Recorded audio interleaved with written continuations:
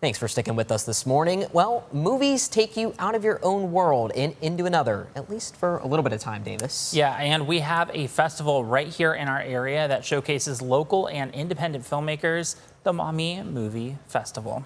But the movies need made first, and that's what filmmakers are set to do next weekend. We have Sara, Eiden, and Charles Wetzel joining us in studio this morning to tell us all about their 48-hour film challenge. Thanks for joining us this morning, guys. Yeah, thanks for having us. Let's start with some of the guidelines. What can people expect when they come out next weekend? Yeah, so it is a fast-paced filming challenge. Our event kicks off on Friday at 6 o'clock with a meeting at the indoor theater. The filmmakers receive some very last-minute information. They are assigned a genre at random. They have a required prop they have to use, as well as a required line of dialogue. And to add an extra challenge, we include a list of previously approved locations that they have to select from to film one of their scenes.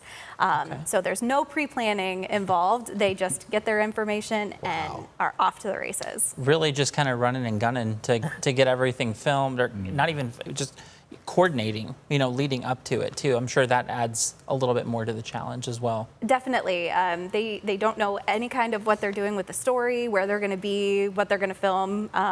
Some of the teams form with people who are interested but don't have other people to film with, and they meet at the kickoff meeting, and they just kind of go from there. Now, Charles, you said this is the 8th season you guys have run. You've participated. You're participating again this year. Yeah. What's it look like for you? What's that kind of process look like for you? The process with 48, we've done quite a few of them now. We even used to do them in the past Maumee Film Festivals as well. But typically, the way that we've got it down is that Friday is usually the kickoff.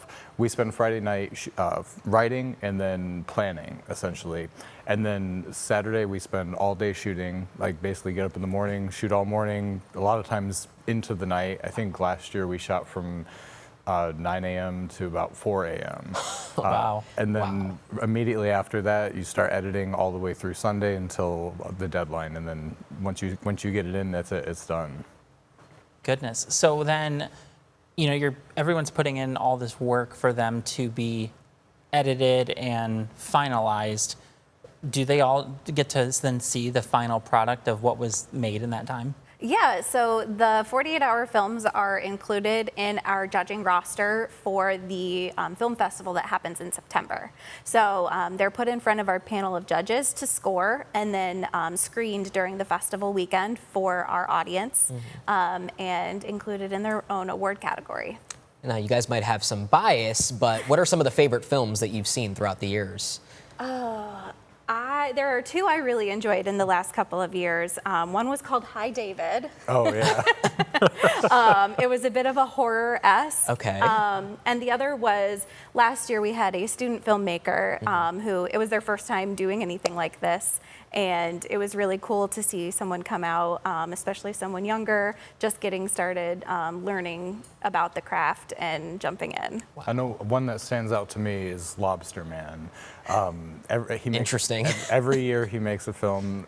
It's a very hard thing to explain, but once you watch it, you get it. It makes sense. So you have to be there to be able to kind of get some of the main concepts and the messaging and the storyline that's going with it. It's one thing to kind of see the idea, but then sometimes meshing that all together, the final product can be very, very different than what they maybe have originally planned for. Yes. Oh yeah. A lot of Definitely. times when we're filming, there are times where we wrote out a whole script and we ended up having to cut a lot of it because we're like, okay, it's 4 a.m. We have 5 scenes left to shoot. What can we cut? What do we need? What can we get rid of? And really, it comes down to efficiency, and there's a lot of skill behind that. Like determining what to cut from the script while still maintaining your story can be a really challenging thing, especially when you're coming up with these ideas as a group. So it's like you're trying not to cut ideas because it was like, oh well, this was a great idea we had. This was an important part. How can we work around it? And that's kind of a lot of what filmmaking tends to be in general, is a lot of problem solving.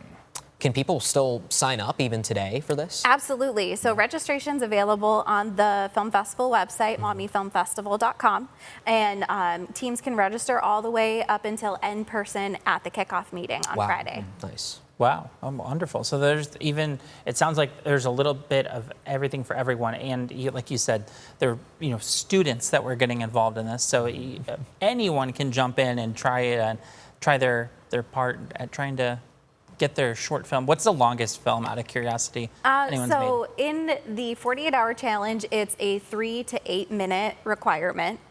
So the max for that segment is going to be 8 minutes. But the festival itself has feature films all the way up to an hour and 45 minutes. Oh, wow.